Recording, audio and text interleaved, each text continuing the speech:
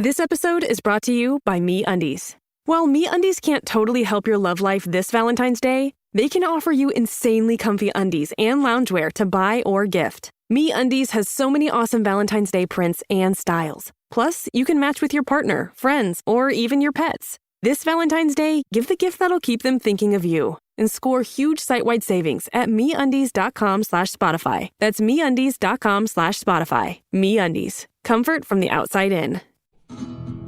What song did Lady Macbeth sing while washing her hands? Why would you call something sweetbread when it's made out of glands?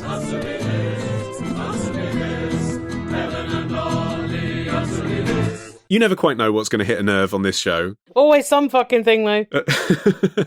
But this month, Helen, we've received many impassioned emails about pizza cutters. I suppose I should have seen that coming, given that we had 2 questions the same episode about pizza cutters. Paul, in Hong Kong, has been so moved by this subject, Helen, that despite being, he says, a long-time listener, this is the first time he's written in. He says, I recently heard your segment about pizza slicing techniques and regional etiquette. I was fully expecting my tried and tested method to be discussed, and I cannot, he says, in good conscience, leave this out of the debate. Debate? I don't frame things as a debate, Paul. It's a discussion. It seems like a strong term for what we did, yeah. Lower than discussion. I mean, like somewhere between bants and chat, I would call it. Chance. But anyway, here's his contribution. I'm going to solve everyone's problems with 2 words. Pizza scissors. That's not solving the problems, because the first was a question from people who are out and about, and would you expect them to carry pizza scissors on their holiday in London? Unrealistic. The second question was from someone who already had a rotary pizza cutter. They weren't saying, what's an alternative tool that means this problem will not exist? They were like, what do I do specifically with my non-scissors rotary cutter? That's true. I guess he's not saying this is something we should have given as advice to the questionnaire who had written in, but advice that we should have imparted to the listenership at whole to prevent them ever buying a rotary pizza blade, because he has found pizza scissors so incredibly useful. I mean, what you're not thinking, Paul, is that all of the people who are using pizza scissors, if this works, they don't need to write to us to ask how to cut a pizza. No, but he wants to spread the word, Helen. I mean, that's not how evangelism works, is it? You're not like, oh, everyone who believes in Jesus is saved, so I just won't tell anyone. I've seen pizza scissors in pizza restaurants. Other people are on the pizza scissor train, Paul. Well, what he says is, I've had a dedicated set of pizza scissors since university, when times were harder and my resourcefulness was higher. People said I was insane, disgusting, wasteful, pointless. Innovators are just often not appreciated in their lifetimes, Paul. That's right. I really don't see how any of this applies. Agreed. You've got 2 knives which are really easy to coordinate. I mean, he's basically now describing scissors. That's the shtick. They eliminate the issue of smudging the toppings around. Well, it's more that they'd chomp the toppings between their blades, but okay. It's no more difficult to wash them than 2 knives. I take issue with that, actually. Yep. Far more difficult to sharpen them as well. You usually have to take them to a shop. And I find stuff sticks to scissors round about the half moon very frequently. Yep. Like, you know, if you're doing a quick sponge off, you've got to allow, I would say, an extra 50% cleaning time for scissors than knives. It's not that I'm dismissing them, Paul. I just think that you've gone pizza scissor evangelist at the expense of some of the practicalities. You know, none of the methods are perfect. I think, like a lot of people who are truly of faith, they're blind to some of the contradictions, aren't they? They're not willing to engage with some of the discussion, or as you'd frame it, Paul, debate. I think, he says, these arguments are solid, and I have never looked back. He's living his best life. My only request is that you give it a go before you pass judgment. How do you know I haven't, Paul? It just wasn't relevant to what we were being asked last time. But I'll say my personal experience is never having had a particularly acute problem in cutting a pizza using a knife or a rotary cutter. That's true. I have used scissors in food preparation. They're pretty common, like in a lot of cultures. Like if I go to a Korean restaurant, they often snip up things with scissors at the table. I've seen Nigella snipping a spring onion into a broth. Right, you snip a spring onion, snip some chives with scissors. But when I was growing up, we had meat scissors for snipping up the backbone of a chicken when it's raw. I do have some resentment, though, towards food scissors, and this is based on an incident many, many years ago.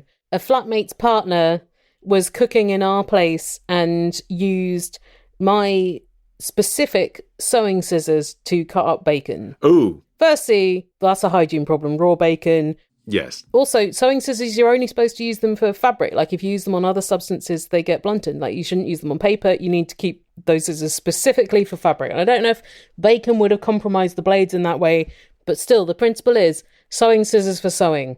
Bring your own bacon scissors if you must. Anyway, I have tried cutting pizza with scissors at Paul's request, actually, because I did have pizza this weekend after we received this email, so I thought I'd give it a go, to be fair. It's his only request. And here's the issue, Paul. When the pizza is hot, you're picking up something that's too hot to handle, whereas if you're using a knife or a pizza wheel cutter, then obviously you don't have to touch the underside, which is hotter than the top sometimes. That's the issue. Good point. So I see what you're saying, certainly fine for the next day when you put the takeaway in the fridge.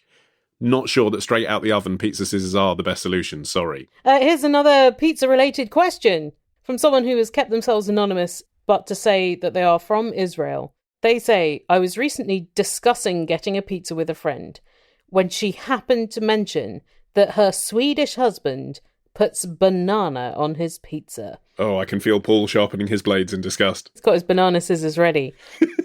After seeing the look of shock and disgust on my face, she promptly promised me that this is a normal thing to do in Sweden. I can imagine a lot of things are normal in Sweden that aren't in Israel, like cross-country skiing. This bizarre food combo is the second weirdest I've come across. The first being when I was served a starter of tuna and grapefruit at a Friday night dinner in London. Imagine tuna mayo with big flakes of grapefruit throughout. Well, actually, I at least see how the flavours could work together. Yeah, there. I do. I mean, they're not my favourite flavours, but I can imagine it. Ollie, answer me this. Have you ever tried banana on pizza, the Swedish delicacy? No. And what's the weirdest and maybe surprisingly tasty food combo you've ever had?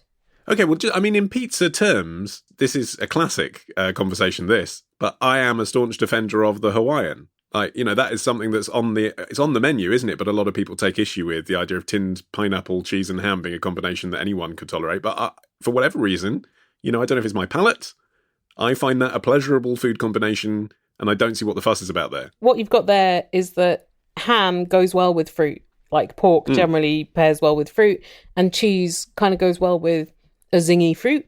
It's a chutney analogue. Maybe there it's truly the tomato that is throwing people off. Yeah. Well, it's interesting what you say about cheese there, because, again, I don't think it's weird to combine things with cheese for all the reasons you just said. I think cheese goes with anything, but perhaps some people would find some of the things that I've put with cheese to be questionable. And things like marmalade, roast vegetables, pickles, like any leftovers basically can be enhanced with cheese, in my view. I suppose banana kind of mimics the texture of cheese on a pizza. It'll just get soft during cooking and its flavour will largely be obliterated by the cookery process or by the stronger flavoured ingredients that accompany it.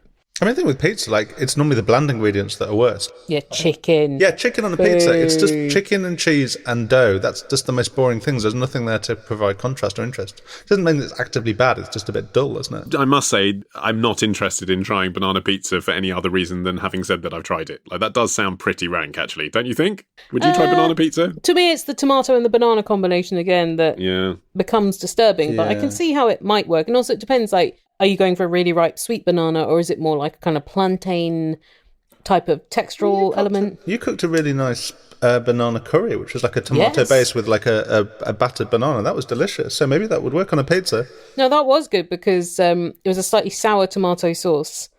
In my collection of off-putting 20th century cookbooks, I noticed a recipe in 282 ways of making a salad for salmon and banana salad, which wasn't a combination that appealed to me enough to try it. But it's my own prejudice.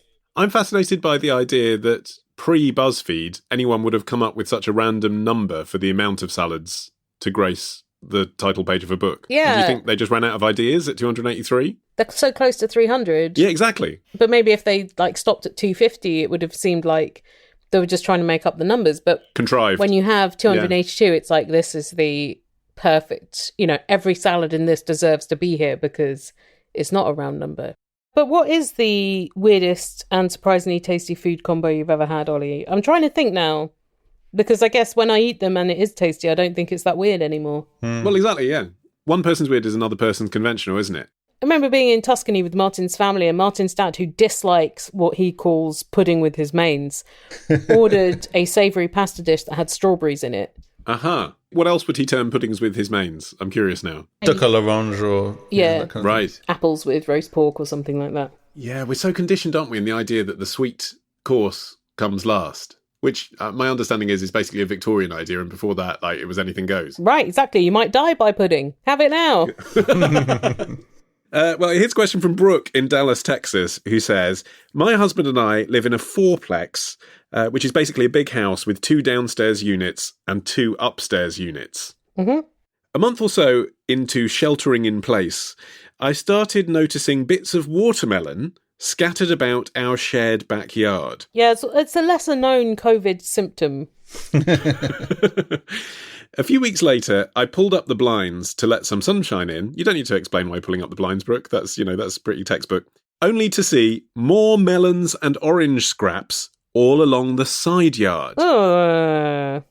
At some point, some fruit scraps were even sitting on our window ledges, rotting away. Nasty. Today, after months of mystery fruit, I finally witnessed fruit being chucked out the window of the upstairs unit, falling on the ground right outside our windows. Now, I don't think that months of it, this could have been your first suspicion that it was coming from upstairs. Can it, Brooke? Did you think it was being sprinkled from heaven above? Maybe she thought there was sometimes like when exotic birds escape from a zoo or someone's private collection. And maybe as they fly over, people hope against hope, don't they? You just hope it wouldn't be your neighbour that you share a building with that would be chucking disgusting used fruit slices all over the lawn. You come up with a kind of alternative suggestion, however ludicrous, might seem more comforting. Everywhere in Dallas has been seeing watermelon showers. Yeah, exactly. Where we live at the moment is a street away from the sea, and sometimes you see like a crab shell on the street, and I've always assumed that was a seagull just carrying it and dropping it, but now I guess it's the neighbours. Maybe, she says, it's just because I'm home nearly 24/7 nowadays, but I found myself enraged enough to knock on my own window as if the guy upstairs would be able to hear me. Oh, Brooke, you're too good for this world. Yeah, not enraged enough, even in this acute pain, to actually confront them yet. The very few dealings I've had with this neighbour have been oddly tense, as he seems quite terse. Well, he sounds like kind of a selfish jerk. We've always tried to be mindful of the fact that we live in a shared space, so I wish our other neighbours were more mindful as well. That is reasonable, yes. So Helen, answer me this. Should I just dismiss this behaviour as we're thinking of moving in a year anyway?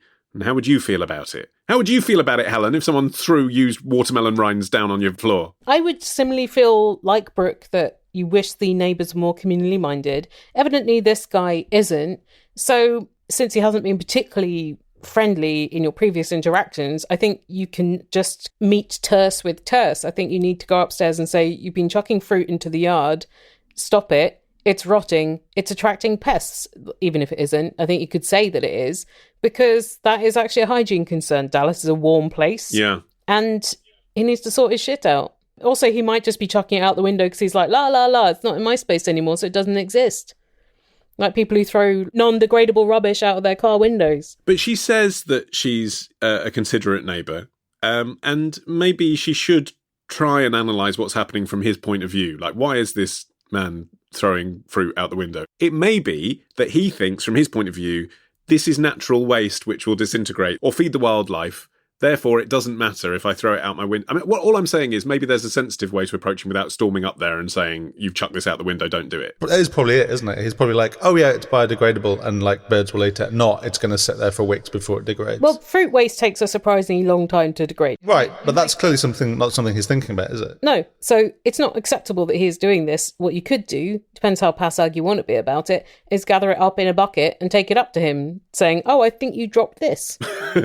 Or buy him a compost bin. I mean, kill him with kindness. Right. I've noticed your interest in recycling fruit waste. Look, here's a present. I think if you don't want a direct confrontation with him, you could put a notice in the communal hall or on the front door or something. Yes, as if everyone's doing it. Put your name on it, don't make it anonymous. Say, there's fruit waste in the garden. Yeah. It's rotting in the heat. It's making the garden untidy. Please don't throw things out the window into the garden. And it's impossible to do this in a way that doesn't seem like a bit dickish, but on the other hand, he's being a dick, so... Yeah. What's the worst he's going to do? Put a whole load of watermelon through your letterbox? Right. If you do get into a conversation with him, though, about the watermelon, you could always persuade him to eat the rind, because there is amino acid citrulline in it, which can help people with mild erectile dysfunction. You know, I don't know if he suffers from that, but that might be one of the reasons for his frustration, and he's become a vegetable thrower. And also, it can help reduce your blood pressure, particularly if you're obese. Apparently, a way to make watermelon rinds more palatable is to freeze a whole slice of watermelon, and then you can actually suck the rind like a lollipop. This neighbour is not asking for tips for what else he can do with his rind. He's clearly unconcerned about consuming the rind. I've got a question. Email your question to answer me this podcast at googlemail.com. To answer me this podcast at googlemail.com. To answer me this podcast at googlemail.com. To answer me this podcast at googlemail.com.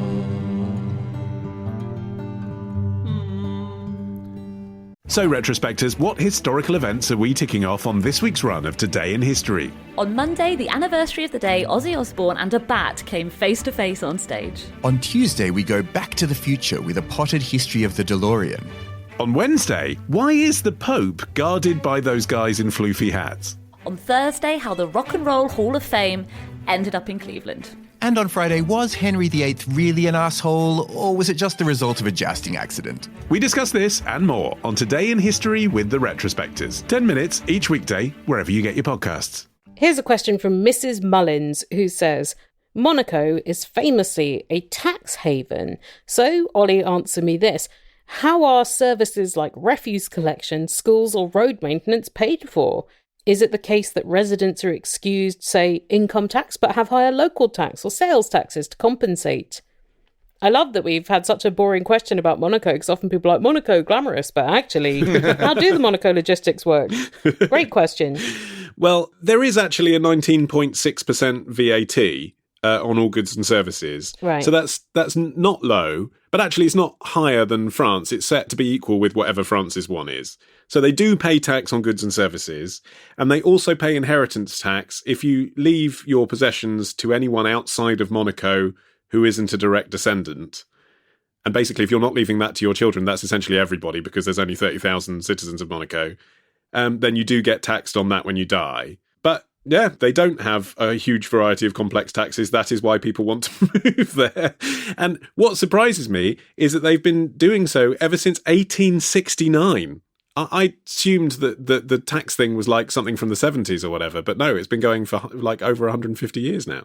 I wonder how that compares with how a lot of other nations' taxes work. Because although tax is a very old concept, like many hundreds of years old, perhaps the way that it is meted out now is not old. Right. In fact, I mean, it's constantly being fiddled with, isn't it? I mean, you know, headline news at the moment is what is the Chancellor going to do to tax people to make up for the money they've just spent dealing with the pandemic? I mean, this is economic policy all over the world, isn't it? It's fiddling with taxes, whereas actually Monaco hasn't really changed their policy since 1869. So in a sense, it works. And to answer her question, how does all that stuff get paid for? The schools, the roads, the refuse collection.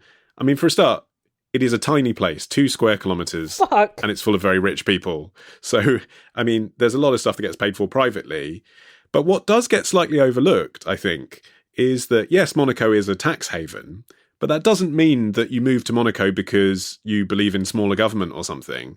Actually, on the contrary, because it's just one region and it has no localised government, there's just one government that rules Monaco, a lot of their infrastructure is a state-run monopoly, effectively. Oh, wow. So the government's constantly recouping money by you going out to bars and restaurants and nightclubs because they own them. The government owns nightclubs. Yeah, well, not just nightclubs, but I mean, most famously, the Monte Carlo Casino, which is the reason that a lot of people go to Monaco, because, you know, it's got the kind of James Bond glamour attached to it. And so if you imagine, you know, the Las Vegas Strip, instead of it being owned by the mob, or in recent years, MGM Resorts. Imagine that being owned by the Nevada government. That's how they pay their taxes, basically. And they got loads of tourists coming in. Extraordinary. And they couldn't really be clearer about the fact that their local services are paid for by fleecing tourists than in the naming of the company that owns all those assets, which is called, my French pronunciation is not amazing, but Société des Bains de Mer et du Cercle des Étrangers, which translates as Company of Sea Bathing and of the Circles from Abroad. So the government-run company that owns the casino is called the Company of the Circles from Abroad. In other words, we're going to fleece tourists here. And in fact, if you're a Monegasque citizen, you're banned from gambling in the casino. Really? What? Yeah, isn't that interesting? How does that work? You're not allowed.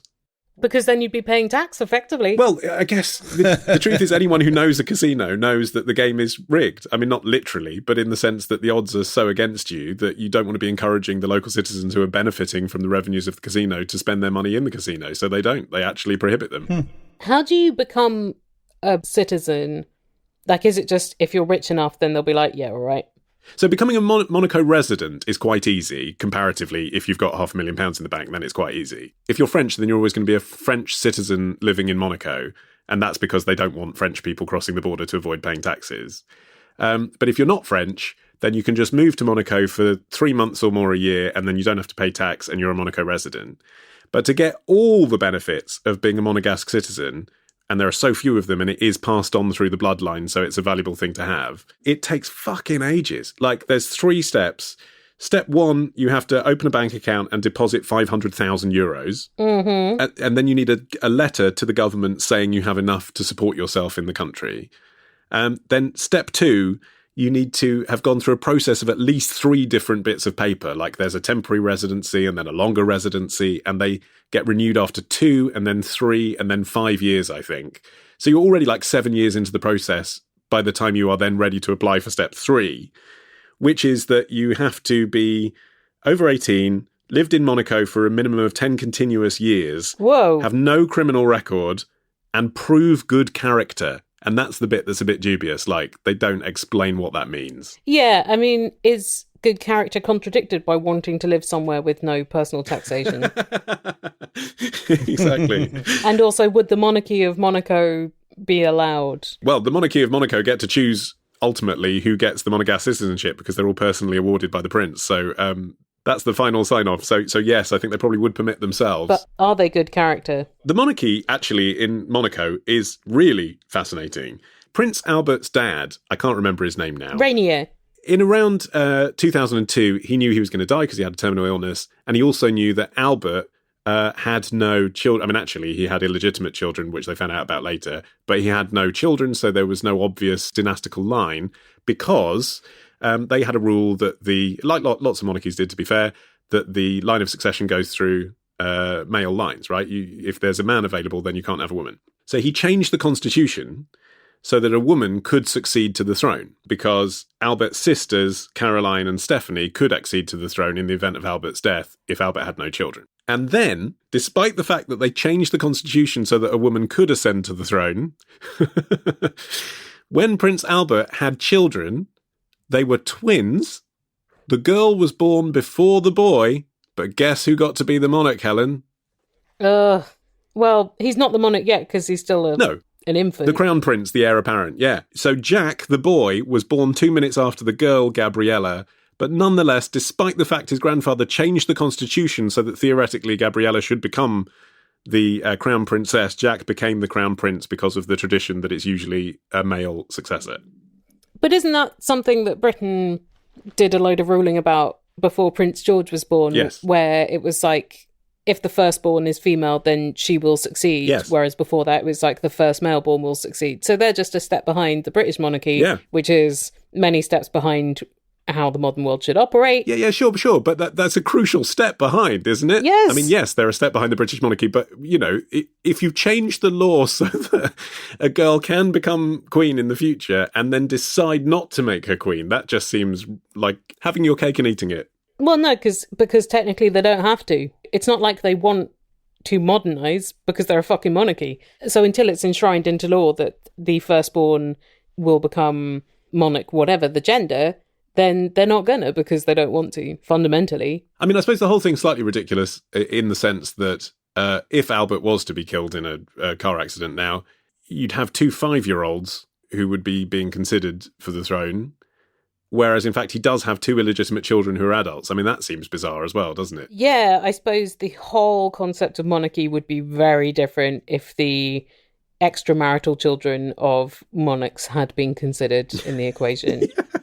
Well, except in the Monegasque monarchy, Louis, who was the heir to the throne in 1918, didn't have any children, any legitimate children, and the next heir was going to be a German prince who was the Duke of Urach. And obviously it's the end of the First World War, so France was not very keen on the idea that a German would become the king of Monaco.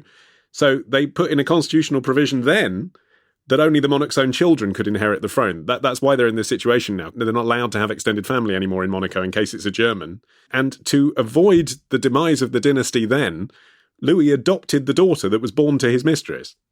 So there was an illegitimate... So Albert, I think, is the descendant of an illegitimate monarch. Because Prince Rainier, who succeeded Louis, was the grandchild of Louis. Right. So he was the child of the legitimised by adoption daughter. Yeah. I find microstates and principalities and stuff just so hard to wrap my head around anyway. This is the second smallest sovereign state in the world after the Vatican. Yeah, but I don't think of Vatican City as a real country, really. Vatican City feels like, oh, come on, it's really part of Italy. Do you know what I mean? Whereas Monaco really does feel different to France. Does it? Have you been? Yeah, well, I've been to the casino for a night out, yeah. And does it not feel like France? Because the Vatican, being like the Pope's big golden house, sounds less like Italy than Monaco appears to be from my distant perception. I guess it's more the point that everyone in Vatican City has got there via Italy, haven't they? Whereas I guess some people in Monaco do really live there and have families there, and there's a Monegasque tradition. And yeah, you do notice, I mean, loads of things are different to France, but like one thing is the police presence. There's police everywhere. I think it's the most policed proportion of the population place in the world. What are they afraid of? Well, they're walking around with like Rolexes and diamond necklaces and stuff. I think it's basically that. So there's that. And then there's just English is spoken everywhere. I mean, I don't know what their official language is. It probably is French. But I mean, people are speaking English everywhere, including the police. So that's different, obviously, to the south of France. The official language is French. Right. But there's multiple languages present, Italian being one, but also local ones like Monegasque and Provençal. I mean, it just has an international feel. It's like being in an airport or something. In fact, all the designer clothes and designer shops really do make you feel like you're in an airport. Oh, brilliant. Sounds very pointful going there. Oh, it's fun to visit. I mean, I'm fascinated by small states. Like, that's one of the reasons we got married in Gibraltar, actually. I find the idea of, like, a little place clinging on to a heritage that's, you know, now really idiosyncratic is just kind of fascinating to be amongst. I just also think about the practicality. Like, if there's 38,000 people, absolutely tiny area, even if you want to go there to spend your 10 years trying to become a citizen, presumably the housing market is not going to be that busy. They were going to build into the sea, like build a whole new island to join it on to Monaco so that they could expand the land a bit. Wow. Dubai style. Dubai style, yeah. And then that fell through at the time of the banking crisis. But they are now, I think, or they were before this pandemic, but I'm sure they're still continuing with it, doing something a bit smaller, but it's like a kind of...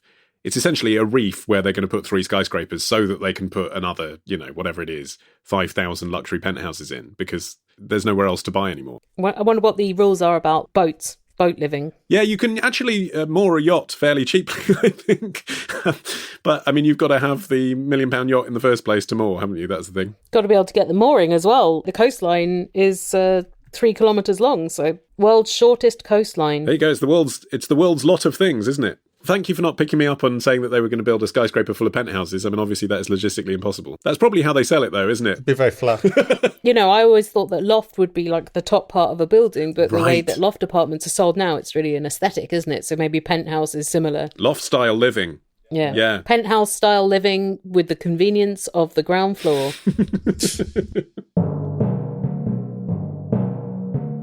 What do I love so much about Tom Waits? Is it his gravelly voice or his gravelly face? Or the instruments he made from metal plates? And an anvil and a saucepan. If you love him so much, then make a podcast about it. I have. Build a Squarespace site so you can tout him. I did. And one day there may be an award even your show can win. It already did.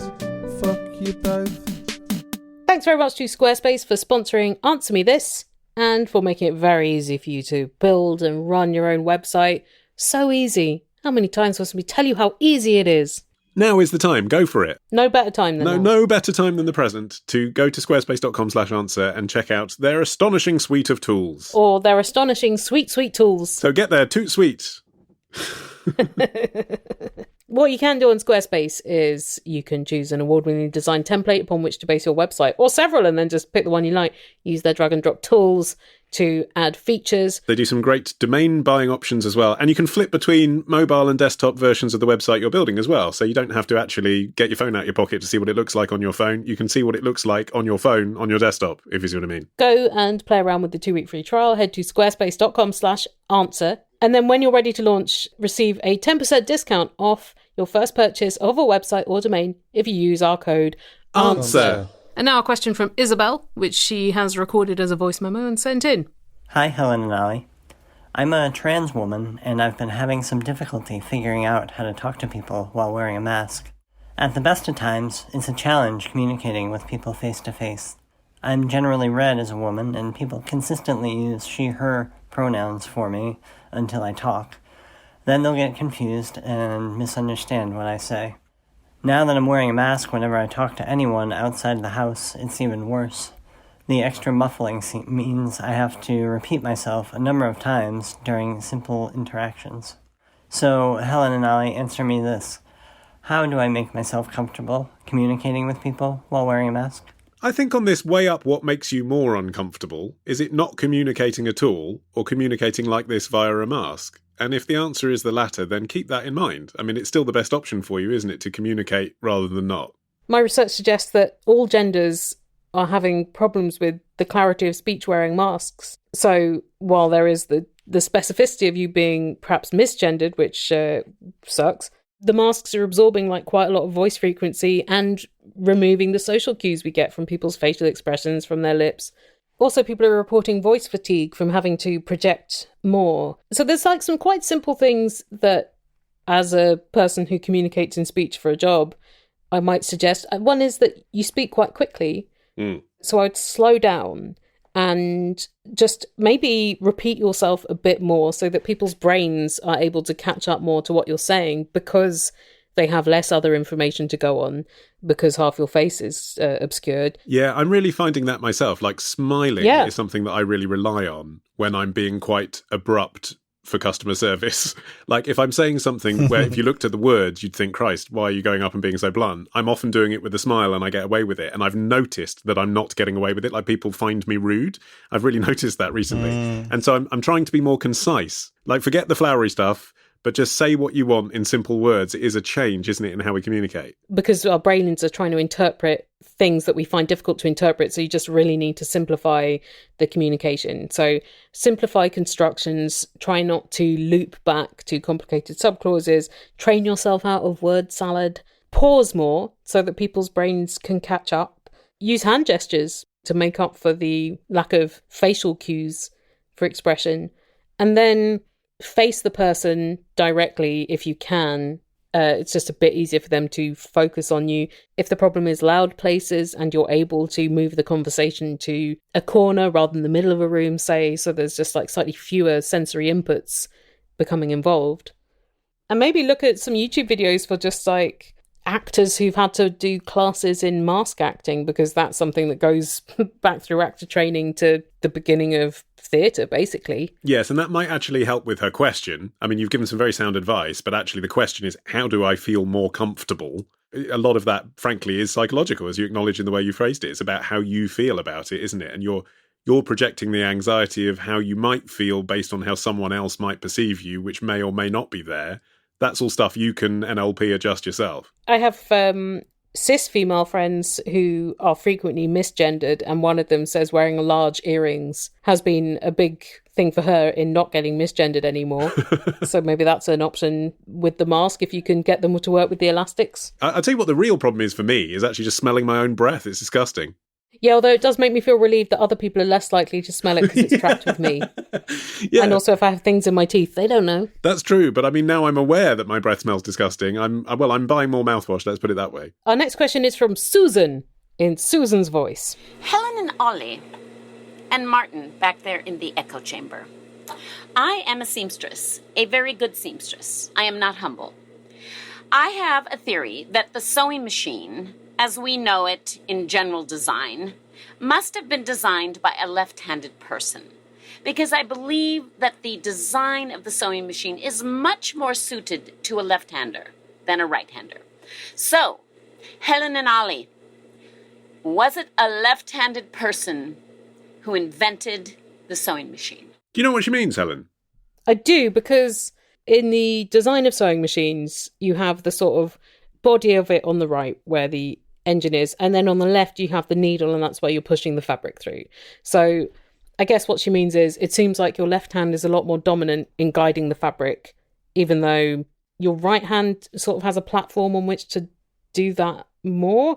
Also, on the right, there's a lot more buttons and levers to deal with. So there are a lot more complex procedures where if your right hand is non-dominant, you might have more difficulty doing that with precision. Although I am a left-hander, and obviously I've never used a sewing machine because obviously... Well, that's not obvious to anyone but you. You could. Well, I'm generally cat-candid and injure myself using any kind of adventurous technology. So sewing machines definitely not something that appeal to me. Is it because it's a right-hand normative world, though, and the inventions have been constructed so that you're at a disadvantage as a left-hander? Possibly. So I'm curious as to whether or not I would fare better with a sewing machine. But what I was going to say is actually, in the right-hand dominated world, as a left-hander, you do learn to do more with your right hand than right-dominated people learn to do with their left, if you see what I mean. Like, because so many bits of apparatus are operated with the right hand. My brother Andy is left-handed, but he plays guitar with his right hand and he plays cricket with his right hand. Yeah. Like, you can get guitars and cricket bats that have been made the other way, but it's just easier not to. Well, it's like I use a mouse with my right hand because that's how I was taught, even though it would make more sense for me for it to be on the left. And you could change that. I could, but I've tried it and it's weird. Like now, I don't want to... Well, also the mouse buttons are the wrong way round, so I have to get a special left-handed mouse and I don't know. But it's interesting with the QWERTY keyboard, like some of the most common letters, like A, S and E, are left-hander letters and with a weak finger. Yeah. Anyway, sewing machines. Other people have Susan's theory that left-handers invented sewing machines. The thing is, like, it's not even clear who invented the sewing machine, because it's one of those things where, like, well, one person came up with the first sewing machine, but then someone else, like, changed it in this way. And it's like so many people have got patents on different parts of the machines and the different ways that they work. Mm-hmm. And so some people are like, well, Isaac Singer of Singer Sewing Machines must have been left-handed. But it's very hard to get confirmation on that. I did learn, though, that he had over 20 recognised children, which sounds like a lot. He'd be great in the Monaco royal family. But the reason why the sewing machine is this way is because it was originally hand cranked. So your right hand would have been turning a crank because there wasn't the like electrical engine. There were some foot treadle machines as well, but there was still like a lot of work for the right hand to do. And because it's a right hand normative world of inventors, that was why it was that. And then the design just evolved. So it's I mean, you look at early sewing machines and they're very recognizably similar to the machines of today. So they just kept the bodies the same way. And I don't know if there are many machines manufactured that have been flipped, because manufacturers are probably going to look at the proportion of people who are left-handed sewists and be like, it's just not worth like creating all these new factory molds to flip it. But what I couldn't understand is why left-handed scissors are not more common, because loads of people buy scissors. Scissors are so useful. Why is it that it's still so hard for people like you, Ollie, to have scissors that have been designed for you? It's hardly like left-handers are such a rarity. Well, they do exist. But again, I've grown up in a world where, because I know most scissors favour the right hand, I just automatically start cutting stuff with my right hand, which is one of the reasons probably that I am cat-handed, yeah. It's unfair. Yeah. Unfair. It bloody is. 5-star hotel. It had an omelette station, a multitude of pools, but 30 quid for parking, WTF.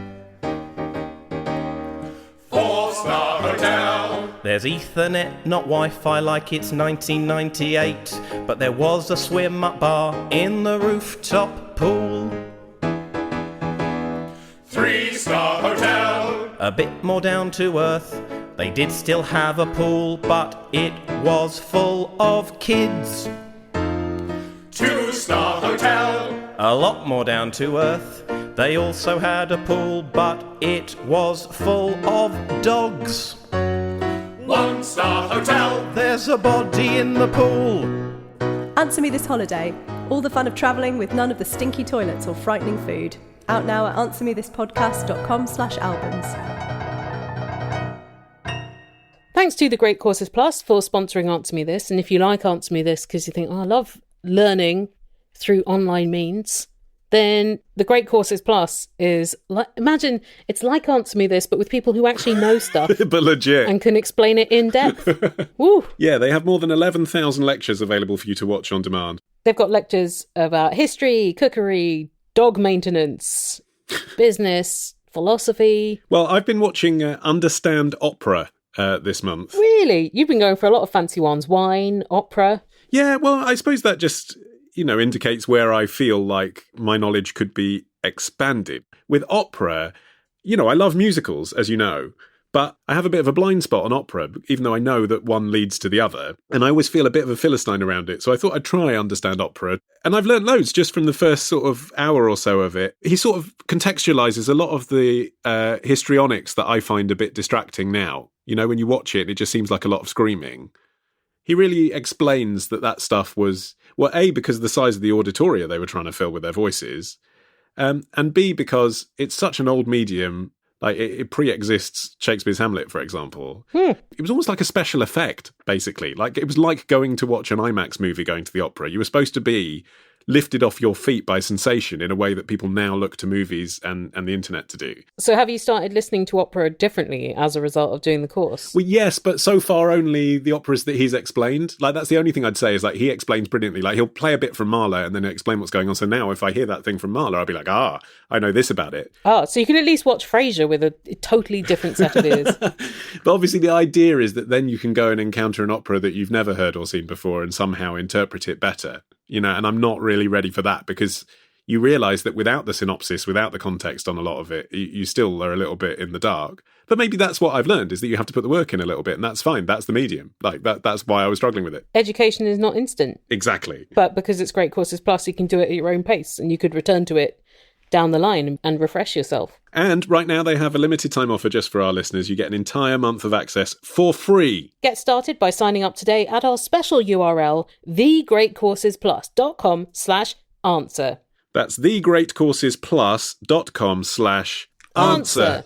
Here's a question from Chris from Bath, who says, last night I was flicking through Paul McCartney's back catalogue, imagining what his COVID-cancelled Glastonbury set would have included. I'm sure that'd be just the same as being there. When I came across the album cover for Band on the Run, it's a photo of a group of escaped prisoners caught in a spotlight.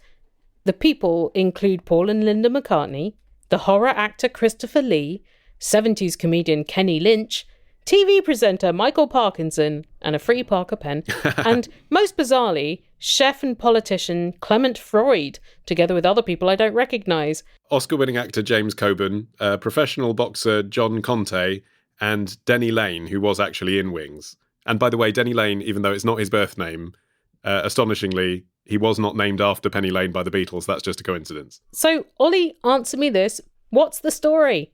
How did they come up with such a random selection of people for the cover? Well, the context for the album, it's 1973, and just before recording the album, which was Wings' third album, Henry McCullough, who was the guitarist, and Danny Sewell, who was the drummer, had just quit the group. So there were only 3 members left, 2 of which were married to each other. So, it was an obvious target for the press if there was a picture of the band on the front. It's a bit like Take That now. It just looks a bit sad, doesn't it, when there's 3 of them? Yeah. So, I think partly to avoid that idea that it was just McCartney's solo project, basically, he roped in his wife and some mates. The idea was to say, we're a band, we really are a band. And Clement Freud's in the band. Well, no, the title's a bit of a playful pun on the fact that some of the members have just left, Band on the Run. Mm-hmm.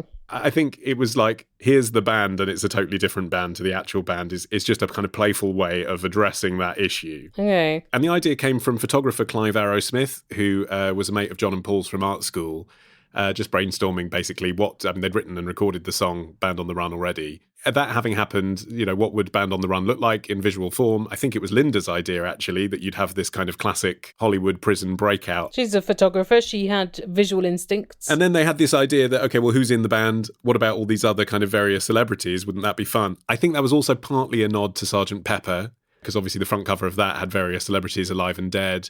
And I think Paul he'd never admit this ever, obviously, but he'd been slightly bruised by the fact that his first 2 albums weren't very well received, whereas John's were. So I think there was an element of like nodding to Sgt. Pepper and saying to Beatles fans, look, here's an album that you'll like. It's a bit like Sgt. Pepper, and it is the most like Sgt. Pepper of everything that he did after the Beatles.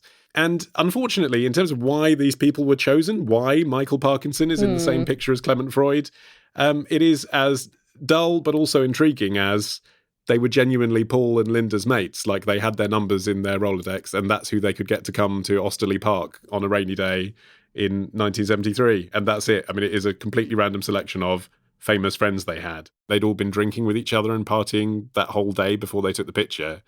And I found a blog that Clive Arrowsmith had written about trying to take the picture, and it was really difficult, apparently, because to get them all to pose in the exact position he wanted, they all needed to stand still, but they'd all been partying, so they couldn't. And there's quite a lot of crouching as well, which makes the thighs tremble after a bit. Exactly. And the reason they had to stand still was because he'd got the wrong light and the wrong film stock. Oh, Clive! So it's like a super long exposure, like one of those Victorian photos. Well, only 2 seconds, but that's a long time when you're taking 24 shots. Yeah, if you're in the stress position, crouched down, doing a gun pose with a hangover. And it was daylight film, which is why the picture has a yellowy tint on it. He'd accidentally bought daylight film rather than nighttime film and was too embarrassed to say anything. And luckily, Paul liked it.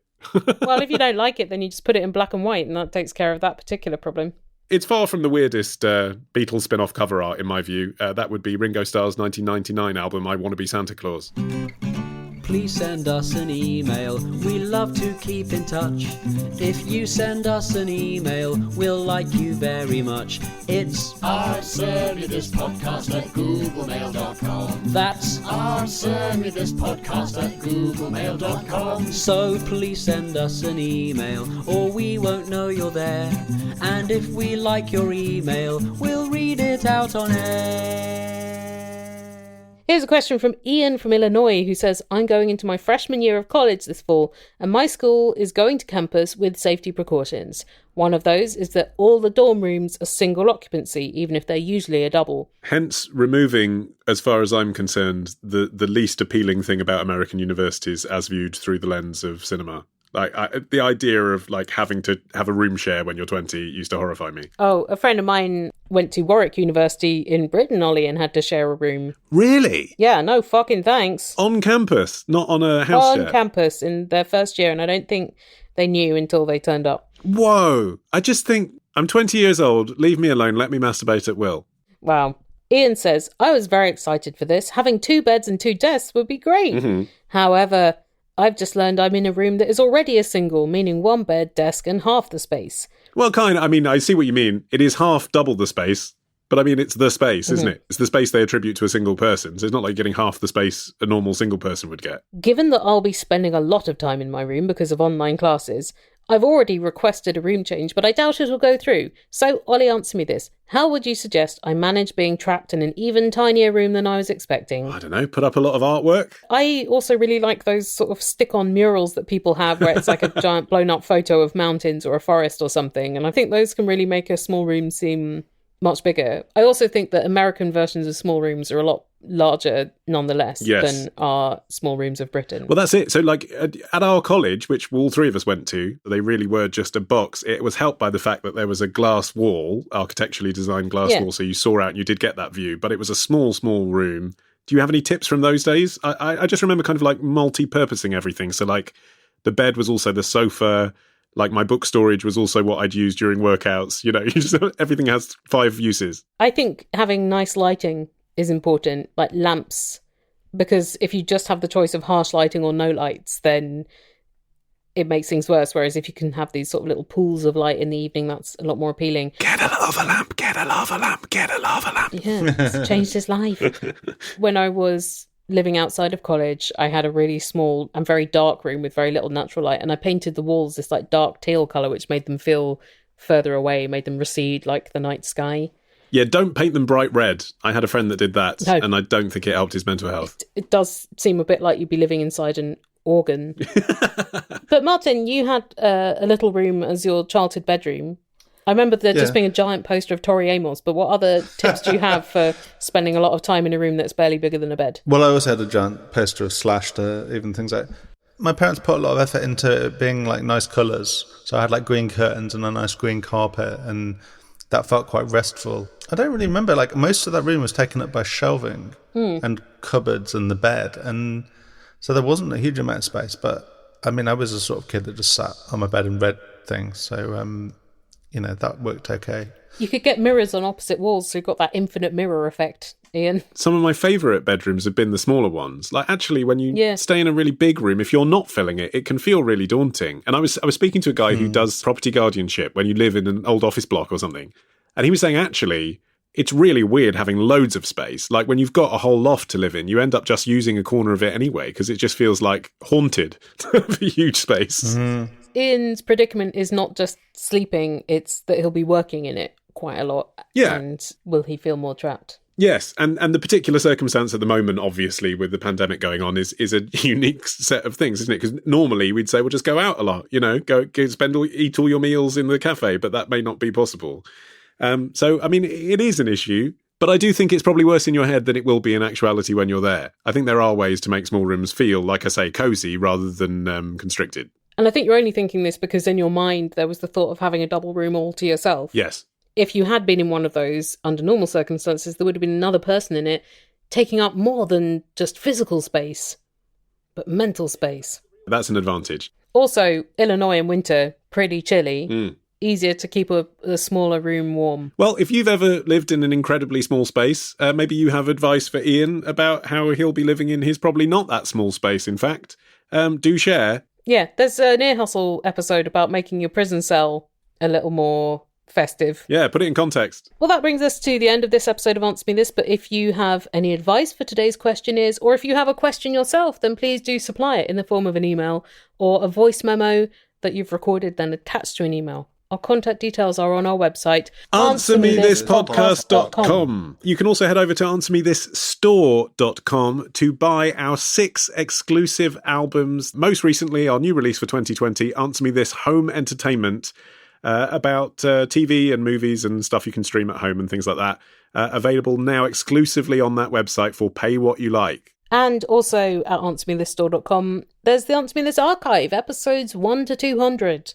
The first 5 years of the show, available for merely 79 pence each. Halfway through the month, we will drop one of those archive episodes into your feeds with a little commentary from us about all the things that we wish were not public domain. With a little 10 minutes self-flagellation from Helen to introduce it. But if you want to hear some contemporary work that Helen is marginally more proud of, Helen... Well, The Illusionist and Veronica Mars Investigations and my other podcasts, I'm sure there's regrettable stuff in them.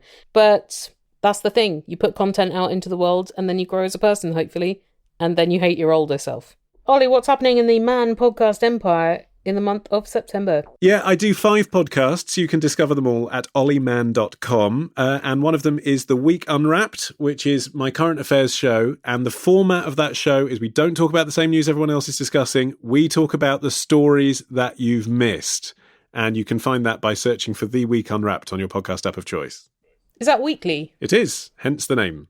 Well, you might just pick a week and unwrap it. The week we're unwrapping this week is, the week of September the 5th from 1971. No, it's not that, no. Classic week. It is the week's news, digested and repackaged in ways that are novel. And Martin has recently unleashed a new series into the world.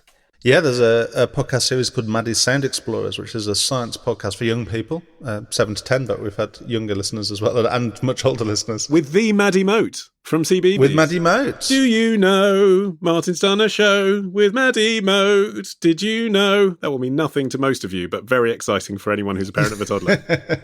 Yeah, or a toddler themselves. There are a lot of very excited toddlers on my timeline at the moment. Every parent I know, or every child of a parent I know, seems absolutely beside themselves about this show. Yeah, it's about science, and every episode we use the sounds of science and ideas from the expert we interview to make a new piece of music. So there's a song at the end of every episode singing about thunder or bees or real catchy shit about bees. Where rain comes from. Yeah, it's a lot of fun. Excellent stuff. We'll be back with a fresh new episode of Answer Me This on the first Thursday of next month. So please do join us then. Bye!